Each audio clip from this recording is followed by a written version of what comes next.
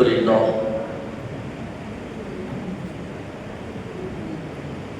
لله نحمده ونستعينه ونستغفره ونؤمن به ونتوكل عليه. نعوذ بالله من شرور أنفسنا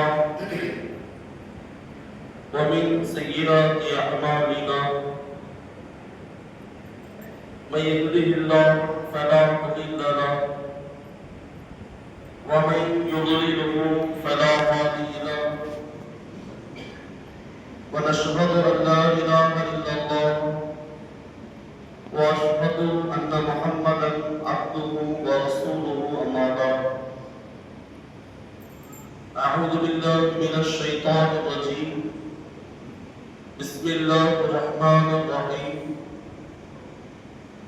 إن عدة الشهور عند الله 12 شهرا.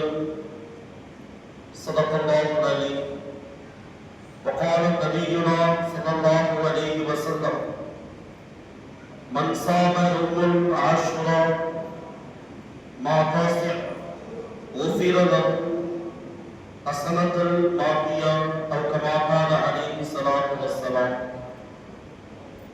இந்த உலகத்தை படைத்து பரிபாலிக்கக்கூடிய ரப்பல் ஆலமீனுக்கு அனைத்து புகழும் புகழ்ச்சியும் உண்டாகட்டுமாக. ஈருலக தலைவர் எம்பெருமானார் ரசூலே கரீம் ஸல்லல்லாஹு அலைஹி வஸல்லம் அவர்களின் மீதும் அவர்களை முழுமையாக பின்பற்றி வாழ்ந்த உத்தம சத்திய சஹாபாக்கள், தாபீன்கள், தபா தாபீன்கள், சுஹதாக்கள், சாலிஹீன்கள், நாதாக்கள் அனைவர்கள் மீதும் அல்லாஹ்வுடைய சாந்தியும் சமாதானமும் என்றென்றும் நின்று நிலவட்டுமாக.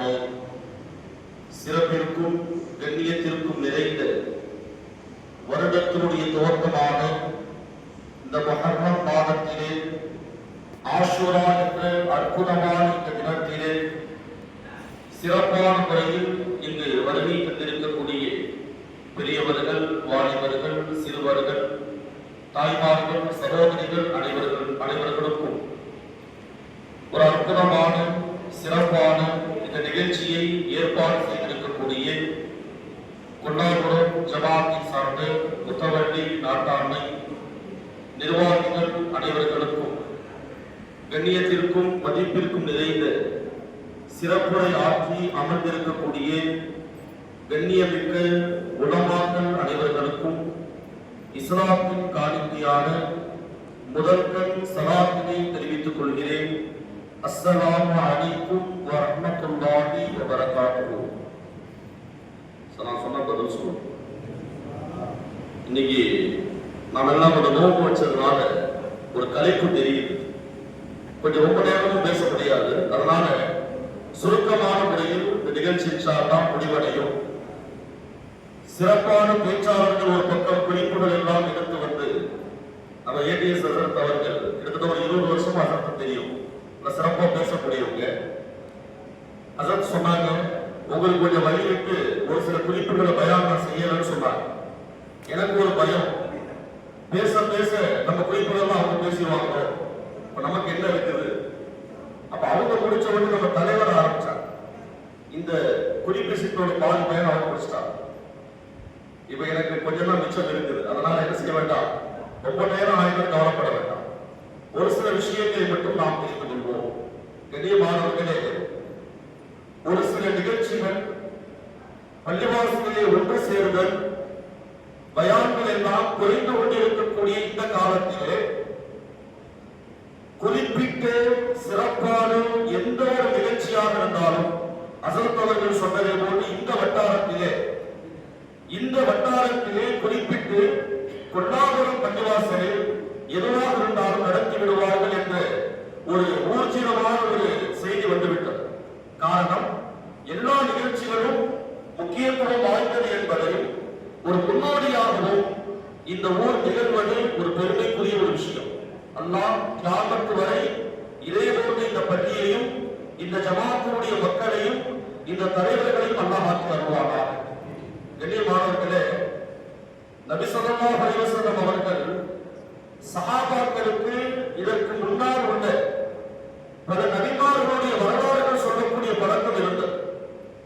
மஜ்லிஸ்ல உட்கார்ந்தாங்கன்னு சொன்னா பல நபிமார்களுடைய வரலாறுகளை நினைவுபடுத்துவார்கள். அப்படி நினைவுபடுத்தக்கூடிய அந்த வரலாறுகளிலே கேட்டதுதான் சொன்னதுதான் இன்றைக்கு சில விஷயங்கள் நமக்கு அதிகாரப்பூர்வமாக நமக்கெல்லாம் தெரிகிறது.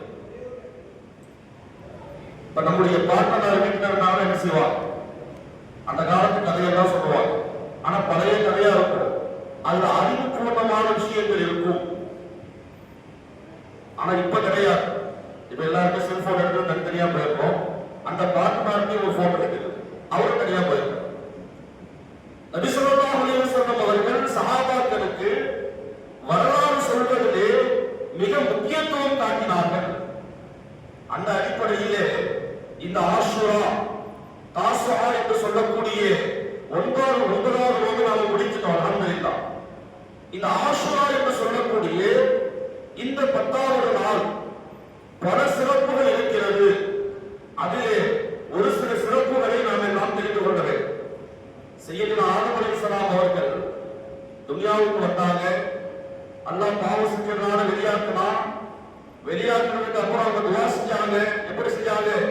ரப்பனா வலம்னா அன்ஃபுஸனா, யா அல்லாஹ் நான் செய்தது தவறு, என்னை மன்னிப்பாயாக. ஒரு இரவு அல்ல, 2 இரவுகள் அல்ல, பல இரவுகள் துஆ செய்தாங்க. நபி ஸல்லல்லாஹு அலைஹி வஸல்லம் சொன்னாங்க, இந்த துன்யாவுல அதிகமாக அழுத முதல் நபர் ஆதம் அலைஹிஸ்ஸலாம். அழுது துஆ செய்து அல்லாஹ் அவர்களுக்கு வெற்றியை கொடுத்தது, பாவ மன்னிப்பை கொடுத்தது இந்த ஆஷுராவிலே. இதுல இன்னொரு விஷயம் என்ன தெரியுமா? அதே ஆதம் அலைஹிஸ்ஸலாம் அவர்களும் ஹவ்வா அலைஹிஸ்ஸலாம் அவர்களும் அரஃபாவிலே ஒன்று சேர்ந்தார்கள். அரஃபாவிலே சந்தித்துக் கொண்டார்கள். நமக்கெல்லாம் தெரியும். அந்த நாட்ல கூட அவங்க பாவத்தை அல்லாஹ் மன்னிக்கல. அரஃபா எவ்வளவு சிறப்பான ஒரு நாள். அல்லாஹ் மன்னித்தது இந்த முஹர்ரம் பிறை 10 ஆஷுராவுடைய தினத்திலே.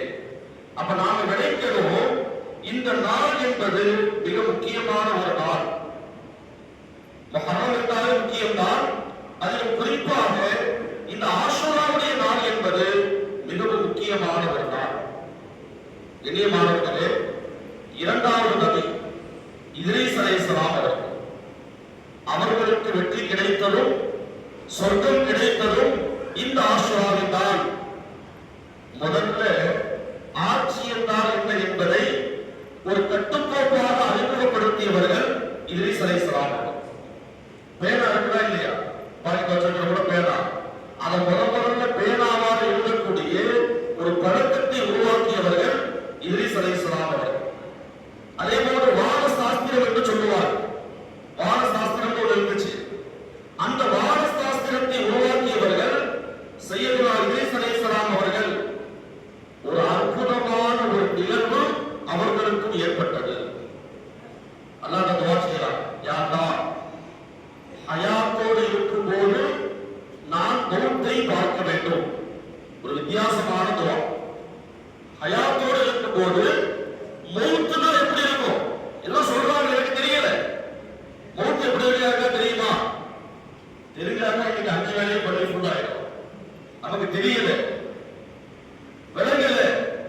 இத்ரீஸ் அலைஹிஸ்ஸலாம் அவர்களுக்கு இப்படி ஒரு ஆசை, நான் ஹயாத்தோடு இருக்கணும். ஹயாத்தோடு இருக்கும்போது எனக்கு தெரிஞ்சே நான் மௌத்தாகணும். அந்த மௌத்து எப்படி இருக்குங்கிறத விளைக்கும். வித்தியாசமான ஆசையா இல்லையா? அல்லாஹ் என்ன செஞ்சான்? மௌத்தை கொடுத்தான். கேட்டா மௌத்தை கொடுத்துட்டு மௌத்து எப்படி இருந்தது சொன்னாங்க. ஒரு ஆட்டை உயிரோடு தோழி உரித்தால் அது எப்படி வேதனையாக இருக்குமோ, உயிரோடு ஒரு ஆட்டை அப்படியே தோலை மட்டும் உரிக்கிறோம், எப்படி இருக்கும்? அதுபோல இருந்தது என்று சொன்னார்கள். அடுத்து சொன்னாங்கன்னா, யா அல்லாஹ் எனக்கு சொர்க்கத்தை கொடு. அல்லாஹ் சொன்னா, சொர்க்கத்துக்கு போகணும்னா ஒரு ரூல்ஸ் இருக்குது. என்ன ரூல்ஸ்? மௌத்தாகும். நீங்க தான் மௌத்தாகி திரும்ப ஹயாத்துல கேட்டுட்டீங்களே. அப்ப சொன்னார்களா, நான் ஏற்கனவே மௌத்தாகி விட்டேன், எனக்கு சொர்க்கத்தை கொடு என்று வந்தேன்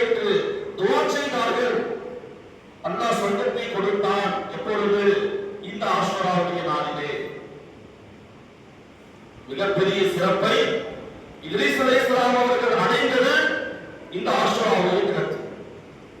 மூன்றாவது நூஹ் அலைஹிஸ்ஸலாம், தலைவர் ரொம்ப தெளிவா சொல்லிட்டார் நூஹ் அலைஹிஸ்ஸலாம் சம்பவம். அதனால அதை சார்ந்த இன்னொரு செய்தியை நான் சொல்றேன். என்னைய மாணவர்களே, நூஹ் அலைஹிஸ்ஸலாம் கப்பலை தயாரிச்சு கிளம்பும் போது உள்ள ஷைத்தான் ஏறி உட்கார்ந்தான். உள்ள ஷைத்தான் உட்கார்ந்துட்டான். நூஹ் அலைஹிஸ்ஸலாம் சொன்னாங்க, ஏப்பா உன்னாலதான் இவ்வளவு பிரச்சனைகள், நீ முதல்ல வெளியில போ, இறங்க கீழே. அப்ப சொன்னானா, நான் உங்களுக்கு ரகசியமான செய்தி சொல்றேன், இந்த கப்பலை கூட்டு போங்கன்னு சொன்னான். என்ன ரகசியமான செய்தி? நான் மக்களை 2 விஷயங்களை கொண்டுதான் வழிகெடுப்பேன். இந்த 2 விஷயத்தை மக்களுக்கு நான் கொடுப்பேன், அவங்க வழிகெடுத்திலே ஆகி விடுவார்கள். முதல் செய்தி என்ன? ஹசன், பொறாமை. இரண்டாவது விஷயம் பேராசை. இந்த பொறாமை இருக்குதா இல்லையா, எந்த மக்களையுமே வாழ விடாது. இன்னைக்கு பாருங்க, திருமணமாகி 7 நாட்கள் கணவனுக்கும் மனைவிக்கும் சண்டை, மாமியாருக்கும் மருமகனுக்கும் பிரச்சனை. ஒவ்வொரு ஜும்மா தொழுதுக்கும் ஒவ்வொரு ஊர்ல உள்ள பிரச்சனைகள்லாம் பள்ளிவாசல பேசுறது இன்னைக்கு ரொம்ப அதிகமாயிடுச்சு. என்ன காரணம்? இந்த பொறாமை குணம், இந்த அசல், சுத்தமில்லாத உள்ளம், சகிப்புத்தன்மை இல்லாத உள்ளம். இதனால மக்களுடைய நிலை மாறுகிறது. அதான் ஷைத்தான் அன்னைக்கே சொன்னா, ஒரு மக்களை நான் வழிகெடுப்பேன்னு சொன்னா முதல்ல உள்ளத்துல பொறாமையை போடுவே. நீ என்ன பெரியாரா, ஒரு வீட்டை பெருசா கட்ட முடியுமா? நான் கட்ட பாருங்க. பொறாமை. உன்னை விட நான் பெரியாராய் காமிக்கிறேன். ஒரு ஊர் ஜமாத்தை வழிநடத்துறாரா, ஒரு நிர்வாகம் இருக்குதா, அந்த வேலையுமே செய்ய விட மாட்டான். என்ன செய்வாங்க? அதெல்லாம் போட்டு அப்படியே வழிகெடுத்து செய்கிற வேலையும் நடைபெறும். எதனால? ஹசன், பொறாமை. நூஹ் அலைஹிஸ்ஸலாம் கப்பல்ல உட்கார்ந்துட்டு ஷைத்தான் சொன்ன முதல் விஷயம், மனிதனை வழிகெடுப்பதற்கு நான் ஹசனை போடுவேன். என்னைய மாணவர்களே, இரண்டாவது பேராசை. இன்னைக்கு பேராசைங்கிறது மனிதர்களுக்கு ரொம்ப அதிகமாயிடுச்சு. அதனால் தான் இபாதத்துகள் குறைந்து விட்டது. சமீபத்தில் கூட திருப்பூர்ல ஒரு பெண்மணி 500 கோடி கேட்டாங்கன்னா 300 கொடுத்துட்டு 200 கொடுக்கலையா, அதனால பல கொடுமைகள் செய்து தற்கொலை செய்து கொண்டார். அந்த மாதிரி இது தெரிஞ்ச சம்பவம், தெரியாம எத்தனையோ நடக்குது. என்ன காரணம்? பேராசை. பொருளாதாரத்தின் மீது உள்ள அந்த ஆசை இன்னைக்கு எதையுமே அனுமதிக்க முடியாம சிறைச்சாலை உட்கார வச்சிருச்சு. எத்தனையோ விஷயங்கள். பேராசை என்பது ஒரு மனிதனுக்கு பேர் அழிவை தரும் என்பதை நூஹ் அலைஹிஸ்ஸலாம் கப்பல்ல உட்கார்ந்து செஞ்சிட்டான். ஷைத்தான் சொல்லிவிட்டான். என்னைய மாணவர்களே, அந்த ஜப்பானுங்கிற மலைக்கு கப்பல் போய் இறங்கியது, வெற்றி பெற்றது இந்த ஆஷுராவுடைய நாளிலே. இதுல இன்னொரு முக்கியமான ஒரு விஷயத்தையும் அல்லாஹ் வைத்திருக்கிறான். நூஹ் அலைஹிஸ்ஸலாம் கப்பல் இருந்து இறங்குறான். இறங்கி அல்லாஹ்ட்ட கேட்டாங்களா, யா அல்லாஹ், ஏதோ கஷ்டங்களுக்கெல்லாம் முன்னால நான் ஒரு 950 வருஷம் இஸ்லாத்தை எத்தி வச்சு யாரும் கேட்கிற மாதிரி தெரியல. இன்னைக்கு அவங்க நிலைமைனா இமாம் எடுக்கலாம் கேட்கிறார். ஒருத்தர் சும்மா பயான் ஆரம்பிச்சிருக்கீங்க, யாருமே இல்லையே, இந்த பேரை பார்த்து பயன் பண்ணிக்கிட்டு இருக்கிறீங்க, பாரவாக பேசுறீங்க, யாரும் கேட்கிற மாதிரியே தெரியல. அப்படி இருந்தும் கூட இந்த பயான்லாம் பண்ணிக்கிட்டே இருக்கிறீங்களே. 950 வருடம் இஸ்லாத்தை எத்தி வைத்து நூஹ் அலைஹிஸ்ஸலாம் அல்லாஹ் என்ன சொல்றான் தெரியுமா? நூஹே, நீங்க 2000 வருஷம் மார்க்கத்தை சொன்னாலும் அவங்களுக்கு ஹிதாயத்தை கொடுக்கிற பொறுப்பு என் கையில இருக்குன்னு அல்லாஹ் சொல்லிட்டான். ரசூலுல்லாஹி ஸல்லல்லாஹு அலைஹி வஸல்லம் அவர்கள் ஒரு வீட்டு வாசல்ல போய் அவர் இஸ்லாத்தை ஏற்றுக்கொள்ளும் வரை வாசல்லையே நிற்பாங்க. கஷ்டத்தை மேற்கொண்டார்கள். அல்லாஹ் சொன்னா, நாயகமே, நீங்கள் உங்களை வருத்திக் கொள்ளாதீர்கள், நீங்கள் சிரமப்படாதீர்கள். ஏன் தெரியுமா? இஸ்லாம சொல்றதுதான் உங்க வேலை. அவருக்கு ஹிதாயத்தை கொடுக்கிறதோ, அவரை வழிகேட்டில் ஆக்குறதோ, அவரை காபிராக மரணிக்க செய்வதும் என் கையில் இருக்குன்னு அல்லாஹ் சொல்லிட்டான். ஆனால் தான் நபி அவங்க மார்க்கத்தை சொல்லி அவங்க குடும்பத்தார்கள் கூட சில பேர் எடுத்துக் கொள்ளல. ஏன்? அல்லாஹ் ஹிதாயத்தை கொடுக்கவில்லை. அதே போன்றுதான் நூஹ் அலைஹிஸ்ஸலாம் என்ன செய்றாங்க? அல்லாஹ் சொல்றாங்க, யா அல்லாஹ், நான் பல வருடங்கள் இஸ்லாத்தை எட்டி வைத்தேன். இப்ப கரை ஒதுக்கி வந்துட்டோம், அடுத்து என்ன செய்வது? அல்லாஹ் சொன்னா, அங்க இருக்கக்கூடிய களிமண்களை எடுத்து சில மண்பாண்டங்களை செய்யுங்கள், ஏதாவது ஒரு பொருளை செய்யுங்க.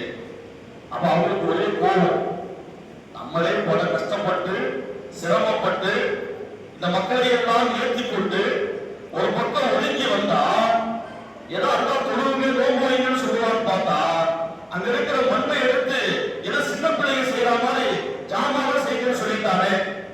செஞ்சாங்க. செய்து முடித்ததற்கு பின்னால் அண்ணாட்ட கேட்டாங்க, என்ன செய்வது?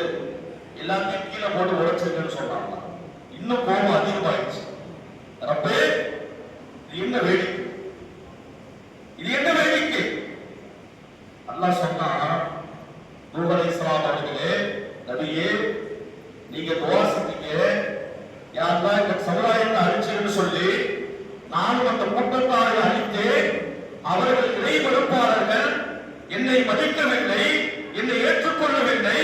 இருந்தாலும் கூட நான் படைத்த அந்த சமுதாயத்தை நானே அழித்து விட்டேன் என்று அந்த வருத்தம் எனக்கு இருக்குன்னு சொன்னார். அல்லாஹ் சொன்னான், நான் கையால் செய்த ஒரு பொருளை கூட உங்களுக்கு உழைக்க மனசு வரல. நான் படைத்த இந்த சமுதாயம். இதுல இன்னொரு விஷயமும் இருக்குது. சில தொழுகையாளர்கள் சொல்லுவாங்க, நாங்க 5 வேளையும் தொழுக வரோம், குர்ஆன் ஓதுறோம், திக்ர் செய்யறோம், ஆனா எதுவுமே செய்யாதவங்க நல்லா இருக்கிறாரு, சிறப்பா இருக்கிறாரு, பள்ளிவாச பக்கமே வர மாட்டேங்கிறாரு, ஆனா சிறப்பா இருக்கிறாரு, இறை மறுப்பாளராக இருக்கிறாரு, ரொம்ப சந்தோஷமா இருக்கிறாரு. என்னைய மாணவர்களே, அவர்களுக்கு இந்த விஷயம் பொருந்தும். அல்லாஹ் ஒரு இறை நிராகரிப்பாளரை அழிப்பதற்கு கூட அல்லாஹ் விரும்புவது கிடையாது. ஏன்? ஒரு தாய்க்கு தெரியும், பெண்கள்லாம் வந்திருக்கிறாங்க, 2 பிள்ளைகள் ஒருத்தர் குடிகாரனா இருப்பான், மோசமானவனா இருப்பான். நீங்க அந்த தாய்கிட்ட போய் சொல்லுங்க, உங்க மகன் சரியில்லைன்னு சொல்லி டாக்டர் என் மகனை பத்தி சொல்ற கடுமையா கோபப்படுவோம். தன் மகன் செய்த தவறை எப்படி ஒரு தாய் ஏற்றுக்கிறது இல்லையோ, அல்லாஹ் படைத்த இந்த சமுதாய மக்களை அல்லாஹ் அழிப்பது சந்தோஷப்படவில்லை, அல்லாஹ் அழிப்பதற்கு விரும்பவில்லை. அவர் ஈமான் கொள்ளாதவராக இருந்தாலும் சரி, அழித்துவிட்டு அல்லாஹ் வருத்தத்தை மேற்கொள்கிறார். மாணவர்களே, ஈமான் கொண்டுட்டீங்கன்னு சொன்னார், அல்லாஹ் பிரியத்தோடு உங்களுக்கு இயக்கம் காட்டுகின்றார். இது நூஹ் அலைஹிஸ்ஸலாம் அவருடைய சம்பவத்தின் மூலமாக நமக்கெல்லாம் ஒரு பெரிய படிப்பினை நமக்கெல்லாம் கிடைக்கிறது.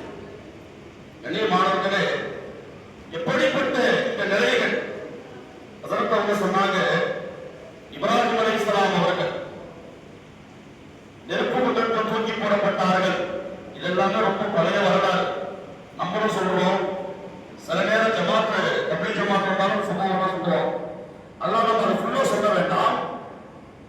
இந்த நெருப்பு குண்டத்தை இப்ராஹிம் அலைஹிஸ்ஸலாம் அவர்களுக்கு ஏற்படுத்தினார்கள். இதுல நோக்கம் என்ன தெரியுமா? அல்லாஹ் குர்ஆன்ல சொல்றான், வஅலல்லாஹி ஃபல்யதவக்கல் இன் குன்தும் முஃமினீன். யார் எந்த முஃமின் அல்லாஹ்வின் மீது தவக்கல் வைக்கின்றாரோ, அல்லாஹ் தான் எனக்கு எல்லாம், அல்லாஹ் என்னை காத்துக் கொள்வான், வேறு யாருடைய உதவியும் எனக்கு தேவையில்லை என்று யார் நினைக்கிறார்களோ அவர்களுக்கு அல்லாஹ் எப்படி வேண்டுமென்றாலும் உதவி செய்வான் என்பதற்கு ஒரு பெரிய உதாரணம் இப்ராஹிம் அலைஹிஸ்ஸலாம் அவர்கள். எப்படி இந்த நெருப்பு அணைக்கப்பட்டது? எல்லா மக்களும் தண்ணி அள்ளி ஊற்றுறாங்க, நெருப்பு அணையவில்லை. நெருப்பு அணையவில்லை. ஒரு சிறிய குருவி, சிட்டுக்குருவி என்ன செய்யுது? தண்ணீர் கொண்டு வந்து ஊற்றிவிட்டு சொன்னதாம், இப்ராஹிம் நபியை காப்பாற்றிய பங்கு எனக்கும் உண்டு, இதை வச்சு நான் சொர்க்கத்துக்கு போவேன்னு சொல்லுச்சு. அந்த அளவிற்கு மக்கள் எல்லாம் சேர்ந்து அந்த இடத்திலே ஒரு நெருப்பை குண்டத்தை ஏற்படுத்தி இப்ராஹிம் அலைஹிஸ்ஸலாம் அவர்களை பரிந்துரைக்க வேண்டும் என்பதற்காக நம்ரூத் ஏற்பாடு செய்தான். அல்லாஹ் என்ன சொன்னான் தெரியுமா? இப்ராஹிம் அவர்களே, நீங்க உங்க குடும்பத்தார்களுக்கு மார்க்கத்தை சொல்லுங்க. முதல்ல குடும்பத்துல தான் சொல்லணும்.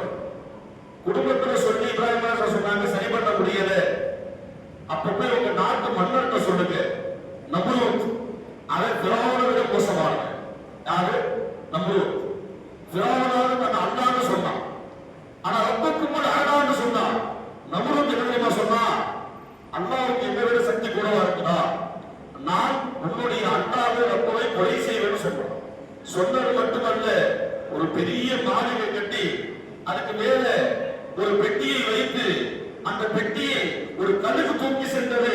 இங்க ஏன் ஒரு அம்பு விட்டான். அம்பு விட்டு சொன்னானா, நான் வானத்தில் இருக்கக்கூடிய உன்னுடைய ரத்தை கொலை செய்து விட்டு இவன் பிறோவை விட மோசமான இவற்றையும் மார்க்கத்தை சொல்ல முடியல. நெருப்பு குண்டத்தை ஏற்பாடு செய்து அவர்களை தூக்கி எரிய வைத்தான். அல்லாஹ் சொல்றான், வருதவ சலாமா, வருதவ சலாமா, நெருப்பு நீ குளிர்ச்சியாக்கி விடு. வருதம் மட்டும் சொல்லல, சலாமான்னு அல்லாஹ் சொல்றான். சலாமத்தான குளிர்ச்சி, நிம்மதியான குளிர்ச்சி. ரொம்ப குளிராயிட்டாலும் தாங்க முடியாது, அப்படித்தானே?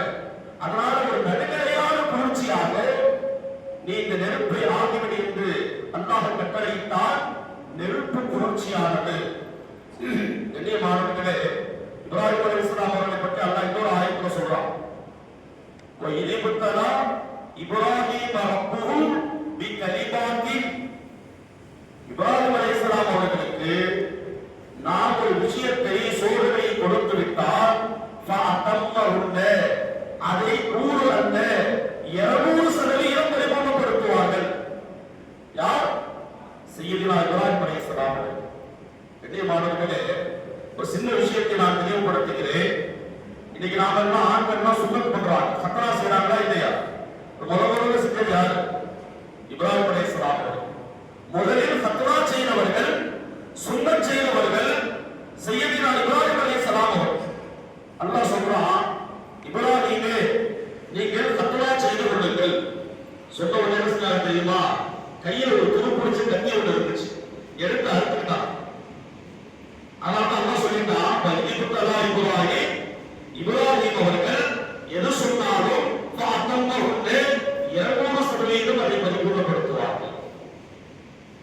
அப்படிப்பட்ட இப்ராஹிம் அலைஹிஸ்ஸலாம் அவர்களுக்கு வெற்றி அல்லாஹ் கொடுத்தது இந்த ஆஷுராவுடைய தினத்தில் என்பதை நாம் எல்லாம் என்ன செய்யணும்? முழுமையாக விளங்கிக் கொள்ள வேண்டும். கண்ணியமானவர்களே, அது மட்டுமல்லாமல் அல்லாஹ்வின் மீது நாம் தவக்குல் வைத்தால் மிகப்பெரிய ஒரு வெற்றி கிடைக்கும் என்பதை உணர்த்தியவர்கள் இப்ராஹிம் அலைஹிஸ்ஸலாம். அடுத்து சுலைமான் அலைஹிஸ்ஸலாம். சுலைமான் அலைஹிஸ்ஸலாம் அவர்களுக்கு அல்லாஹ் என்ன செஞ்சான்? பெரிய ஆட்சி அதிகாரத்தை கொடுத்தான். கையில் ஒரு முக்கியமான மோதிரம் ஒன்று போட்டிருப்பான். அந்த மோதிரத்தை கலட்டி வச்சுட்டு குளிக்கும் போது ஷைத்தான் என்ன செஞ்சான்னு சொன்னா, அந்த மோதிரத்தை எடுத்து அணிந்து கொண்டு சுலைமான் அவர்களை போட்டு தோட்டத்தை மாற்றிக்கொண்டு அனைவர்களையும் ஏமாற்றினான். ஷைத்தானுக்கு அந்த கட்டெல்லாம் இருக்குது. எந்த அளவுக்கு ஏமாந்தான்னு சொன்னா, குடும்பத்தார்களும் இவனை பார்த்து ஏமாற்றிவிட்டார்கள். என்னைய மாணவர்களே, அதிலிருந்து மறுபடியும் ஷைத்தானை வீழ்த்தி ஆட்சி கொடுக்கப்பட்டது சுலைமான் அலைஹிஸ்ஸலாம் அவர்களுக்கு. இந்த ஆஷுராவை திறத்தினார். என்னைய மாணவர்களே, இத்தனை சிறப்புகளை இந்த ஆஷுரா தினம் என்பது நமக்கெல்லாம் தந்திருக்கின்றது. அதே போன்று அய்யூப் அலைஹிஸ்ஸலாம் அவர்கள் முன்னால் பேசிய தலைவர் அவர்கள் சொன்னார், ஒரு அற்புதமான ஒரு நிகழ்வு. ஒரு மனுஷனுக்கு ஒரு நோய் வந்துச்சுன்னா என்ன செய்யலாம்? அல்லாஹ்வை விட்டு ஆரம்பிச்சோம். என்ன ரப்ப, பக்கத்துல உள்ளவனா நல்லா இருக்கிறான், என் கூட படிச்சவனா நல்லா இருக்கிறான், எனக்கு மட்டும் இந்த சுகரை கொடுத்துட்டியே, எனக்கு மட்டும் இந்த பிபி வந்துருச்சு, எனக்கு இந்த நோயெல்லாம் வந்துருச்சு, பாவமா இல்லையா? சிறு வயசு பையன் அவன் மௌத்தாயிட்டான், எங்க வீட்டுல இவர் எப்படி ஆயிட்டாரு என்றெல்லாம் புலம்பக்கூடிய நம்முடைய சமுதாயத்திற்கு மத்தியிலே அய்யூப் அலைஹிஸ்ஸலாமுடைய சோதனை மிக மிக மோசமானது. அல்லாஹ் என்ன செஞ்சான்? காலிலிருந்து நோய் பரவ ஆரம்பிச்சு. பரவி பரவி பரவி பரவி கொஞ்சம் கொஞ்சமா நோய் கழுத்து வரைக்கும் வந்துச்சு. கழுத்து வரைக்கும் வந்த உடனே அவங்க இப்படி சொல்லல, யா அல்லாஹ் இந்த நோயிலிருந்து பாதுகாப்பு கொண்டு துஆ செய்யல. ரப்பே, எனக்கு நோயை கொடுத்துட்டு அல்லாஹ் குர்ஆன்ல பதிவு செய்கிறான், அன்னி மஸ்ஸனியல் துர்ரு வ அன்த அர்ஹமுர் ராஹிமீன். இரக்கமுள்ளவனே, கிருபையாளனே, என்னுடைய கிருபைகளை எல்லாம் நீக்கு என்று துஆ செய்துவிட்டு அந்த சோதனை நேரத்தில் சொல்றாங்க, ரப்பே என்னுடைய உடம்பு ஃபுல்லா நோயை கொடுத்துட்டு அதை நான் ஏற்றுக்கிறேன், இந்த நாவை மட்டும் விட்டுவிடு ரப்பே, இந்த நாவை மட்டும் விட்டுவிடு ரஹ்மானே அழுது துவா செய்தார்கள். சொல்லிட்டு சொன்னார்கள், இந்த உடலெல்லாம் பாதிக்கப்பட்டாலும் சரி, உன்னை புகழக்கூடிய, உன் பெயரை சொல்லக்கூடிய, அல்லாஹ் என்று மொழியக்கூடிய இந்த நாவை மட்டும் விட்டு விடுவான். காலம் முழுவதும் இந்த நோயோடு நான் கஷ்டப்பட்டாலும் உன் பெயரை நான் சொல்வதற்கு இந்த நாவு எனக்கு வேண்டும், இந்த நாவு எனக்கு வேண்டும். அதனால் அன்னி மஸ்வதிய என்னுடைய கெடுதிகளை எல்லாம் போக்கிவிடு என்று துவா செய்தவர்கள் இந்த நாவை மட்டும் விட்டு துவா செஞ்சாங்க. உன்னை புகழ வேண்டும் என்பதற்காக நம்பே என்று தன்னுடைய ஈமானை வெளிப்படுத்தினார்கள். அல்லாஹ்வின் வைத்திருந்த அந்த நம்பிக்கையை வெளிப்படுத்தினார்கள். என்னுடைய மாணவர்களே, அந்த அய்யூப் அலைஹிஸ்ஸலாம் அவர்களுக்கு அல்லாஹ் வெற்றியை கொடுத்தது இந்த ஆஷுராவுடைய தினத்திலே. அய்யூப் அலைஹிஸ்ஸலாம் பேரை சொன்ன உடனே நமது பள்ளியுடைய இமாம் அவர்களுக்கு ஞாபகம் வந்துச்சு. எப்படி அய்யூப் அலைஹிஸ்ஸலாம் அவங்க வாழ்ந்தாங்களோ, எப்படி ஈமானிலே வலுவாக இருந்தார்களோ, இறைநேசர்களாக இருந்தார்களோ, அதே போன்று நமக்கு முன்னாள் பணியாற்றி சேர்ந்த மருகும் அய்யூப் ஹஸரத் அவர்கள், ஃபைசி ஹஸரத் அவர்கள் அதே போன்று வாழ்ந்தவர்கள். இந்த பள்ளி உள்ள வந்த உடனே அந்த ஞாபகம் கடந்து வந்துச்சு. வேடிக்கையினுடைய உச்சம் அல்லாஹ்வுக்கும் அவர்களுக்கு மத்தியில் உள்ள தொடர்புகள். இப்போ ஒருத்தரை பார்த்தாலே நமக்கு அல்லாஹ்வுடைய பயம் வரணும். வந்தா அவர்தான் சிறந்தவர். நாம் அசத்துக்கு பக்கத்தில் நின்றாலே நமக்கு ஆட்டோமேட்டிக்கா அல்லாஹ்வுடைய பயம் வரணும். எங்கேயாவது அசரத்தோட வெளியில போனா கொஞ்சம் ருசுல கொள்ளாம நேட்டாங்கன்னா கூட அசரத்து இருந்தாங்கன்னா படிக்கிறதுக்கு தோல்விடுவோம். அப்படி நடந்திருக்கு. அதனால அசரத்தோட இதே ஒன்றிச்சு அல்லாஹ் தாலா இந்த புனிதமான நாளிலே நமக்கெல்லாம் சிறப்பான முறையில் பணியாற்றி சென்ற அய்யூப் ஹஸரத் அவர்களுக்கும் அவருடைய குடும்பத்தார்களுக்கும் என்னென்ன ஹலாலான ஆஜத்துகள் இருக்கின்றதோ அதை அல்லாஹ் நிறைவேற்றி தந்தருவானாக. என்னுடைய மாணவர்களே, இப்படி பல நபிமார்களுக்கு அல்லாஹ் இறைச்சான், வெற்றியை கொடுத்தான். பல நபிமார்களுக்கு அல்லாஹ் ஈடேற்றத்தை கொடுத்தான். இன்னும் எவ்வளவோ பெரிய வரலாறுகள் எல்லாம் இருக்கின்றது. இருந்தாலும் கூட நம்ம எல்லாம் நோக்க வச்சிருக்கிறோம், நேரம் குறைவாக இருக்குது. இப்படிப்பட்ட இந்த நிகழ்வுகளுக்கு மத்தியிலே ரொம்ப சந்தோஷமான ஒரு நாள், கொஞ்சம் கவலைப்படக்கூடிய நாளும் கூட. ஏன்? நபியினுடைய மடியிலே கவர்ந்து வாழ்ந்த, நபியினுடைய பாதி உருவத்தை பெற்று ஹுசைன் ரலியல்லாஹு தஆலா அன்ஹு அவர்கள் வஃபாத்தான நாள் இந்த ஆஷுராவுடைய தினம். எப்படி வாழ்ந்தவர்கள் தெரியுமா? வீட்டுல சாப்பாடு இல்லை, சாப்பிட்டு 3 நாள் ஆயிடுச்சு. நபி அவங்க மக வீட்டுக்கு போறாங்க. அம்மா பாத்திமா, ஏதாவது உணவு இருக்குதா? மக சொல்லிட்டாங்க, யார சொல்லா நாங்களும் சாப்பிட்டு 10 நாள் ஆயிடுச்சு. பசியினுடைய கொடுமை தாங்க முடியாமல் ஹுசைன் அவர்கள் வீட்டை விட்டு வெளியில போறாங்க, ஏதாவது கிடைக்குமான்னு சொல்லி. போய் ஒரு மரத்து நிழல்ல உட்கார்ந்து இருக்கிறாங்க. ஒரு ஆடு மேய்க்கக்கூடிய ஒரு நபர் பார்க்கிறாரு. முகத்திலே பசி தெரிந்தது. ஆட்டிலே பாலை பறந்து கொண்டு வந்து ஹுசைனிடத்திலே கொடுக்க, அந்த பசியிலும் அவர்கள் சொன்ன வார்த்தை, பசியிலும் அவர்களுடைய பேடிக்கை, பசியிலும் நாங்கள் நபியினுடைய குடும்பம் என்பதை நிரூபித்த ஒரு அற்புதமான ஒரு சஹாபி ஹுசைன் ரலியல்லாஹு தஆலா. சொன்னாங்க, இது யாருடைய ஆடு? எங்க எஜமானுடைய ஆடு. அப்ப இந்த பாடு உனக்கே ஹராம் ஆச்சப்பா, இது உங்களுக்கே ஹராம். நான் எப்படி அருந்துவது? ஹராமை நான் சாப்பிட மாட்டேன். சிறு வயதிலிருந்து ஹராம் ஹலாலை பேடி வாழ்ந்த ஹுசைன் ரலியல்லாஹு தஆலா அவர்கள் இந்த கர்பலா யுத்தத்திலே கொலை செய்யப்பட்டு ஷஹீதாக்கப்பட்டார்கள். அந்த நாள் தான் இந்த ஆஷுராவுடைய நாள். எளிய மாணவர்களே, பாத்திமா ரலியல்லாஹு தஆலா அவர்கள் குறைந்த காலம்தான் அவர்களை வளர்த்தார். குறைந்தது ஒரு 6 மாத காலம் நபி அவர்களுடைய இறப்புக்கு பின்னால். அதற்கு பின்னால் வளர்த்தவர்கள் அலி ரலியல்லாஹு தஆலா அவர்கள் ஷஹீதாக்கப்பட்டார்கள். அந்த ஹுசைன் ரலியல்லாஹு தஆலா அவர்கள் ஷஹீதாக்கப்பட்ட இந்த ஆஷுராவுடைய நாள்.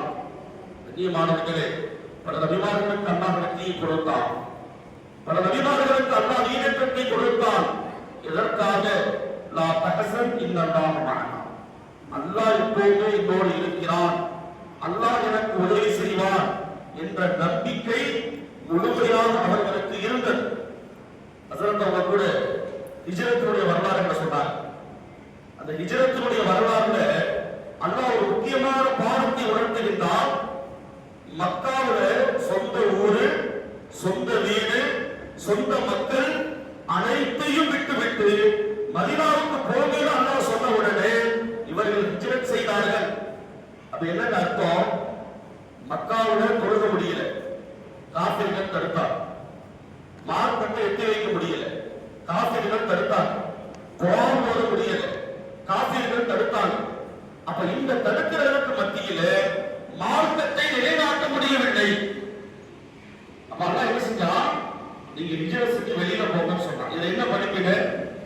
நம்ம இருக்கிற பகுதியில மார்க்கத்தை பின்பற்ற முடியலன்னு சொன்னா வேறு இடத்துக்காக போய் மார்க்கத்தை பின்பற்றணும் அர்த்தம். எங்களுக்கு சூழ்நிலை சரியில்லை, நான் இங்க தொழ முடியல, இங்க மார்க்கத்தை சொல்ல முடியல, இந்த காரணத்தை சொல்வதற்கு கூட மார்க்கத்திலே அனுமதி கிடையாது. அதனால பெரியமானவர்களே, ஒரு காலம் இருந்தது, நபி அவர்கள் சொன்னதை போல 63 வயதுகள் வரையாவது வாழ்ந்தாங்க. இன்னைக்கு சுகாதாரத்தில் அறிவிச்சிருக்குது, ஒருத்தர் 45 வயசு வரைக்கும் வாழ்ந்தாருன்னு சொன்னா அவர் வாழ்க்கை பரிபூர்ணமா வாழ்ந்தான்னு அர்த்தம். அதுக்கு இடையிலேயே பல நோய்கள், நைட்ல படுத்த திடீர் மௌத்துகள், என்ன நடந்துச்சுன்னே தெரியல, மருத்துவராலேயே கண்டுபிடிக்க முடியல. அப்ப இதெல்லாம் நம்ம தடுக்க முடியுமான்னு சொன்னா எந்த ஒன்றையும் தடுக்க முடியாது. அதனால சொன்னா இல்லையா, கல்லாயினா பலகத்தி தரா வக்கீல மன்றா, சக்கராத்தி குணப்படுத்தக்கூடிய எந்த மருத்துவர்கள் உலகத்துல கிடையாது. எல்லா ட்ரீட்மெண்ட்டுக்கு, எல்லா நோய்க்கு மருந்து இருக்குது, எல்லாத்துக்குமே சிகிச்சை இருக்குது.